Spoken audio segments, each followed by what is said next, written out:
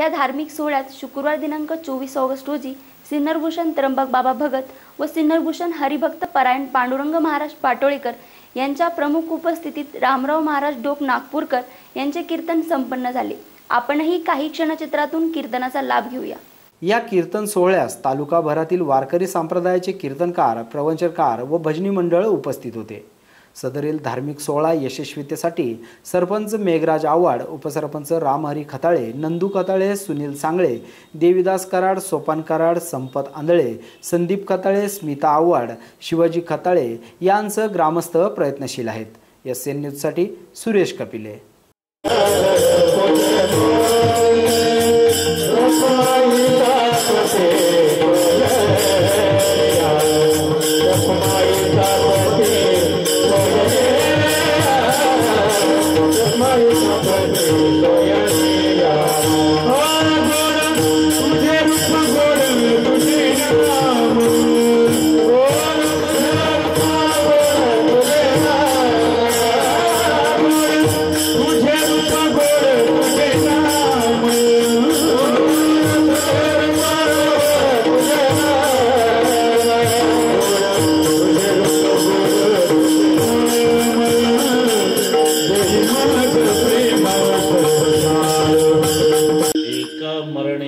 सरे मरावं लागणार प्रत्येकाला, प्रत्येक जण जाणारच आहे।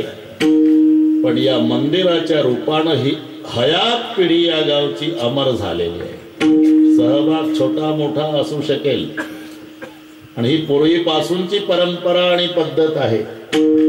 भगवान श्रीकृष्णाच्या नुसत्या करांगोळीमध्ये अख्खा गोवर्धन उचलायची ताकद होती, तरी कृष्णजीनं किरण महाराज एकट्याने नाही उचलला, आपले सगळे भोळे वाबडे गोळा केले। एवढं लक्षात ठेवा। केंद्या, वाकड्या, बोबड्या, सुदाम्या, श्रीदाम्या, मधुमंगल आंघोळ्या नाही 8-8 दिवस दिले काय गवळ्याची ताकद रे, काय पोरे चांगली।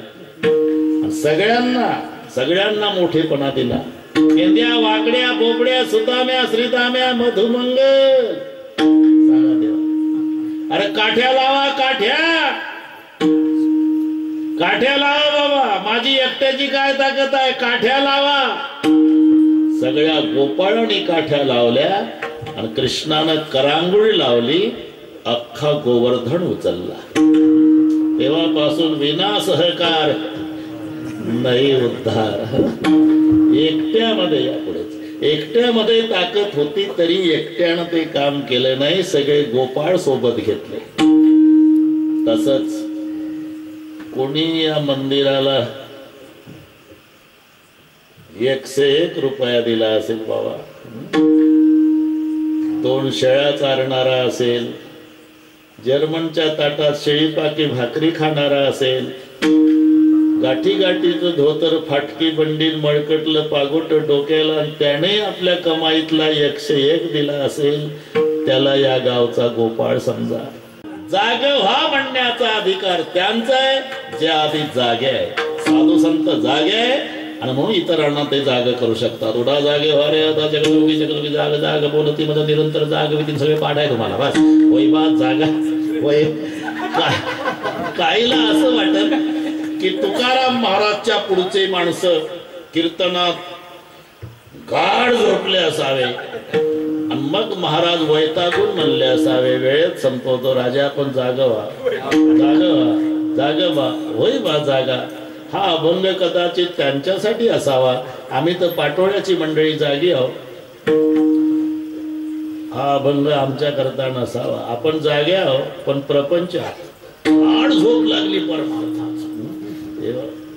जागे बाहेर आत निजेले, आत आणि बाहेर या 2 शब्दाचा वेगळा अर्थ आहे। बाहेर शब्दाचा अर्थ संसारात घ्यायचा आणि आत शब्दाचा अर्थ परमार्थात। जागे बाहेर आत निजेले म्हणजे प्रपंचात जाग आणि परमार्थात झोपलं।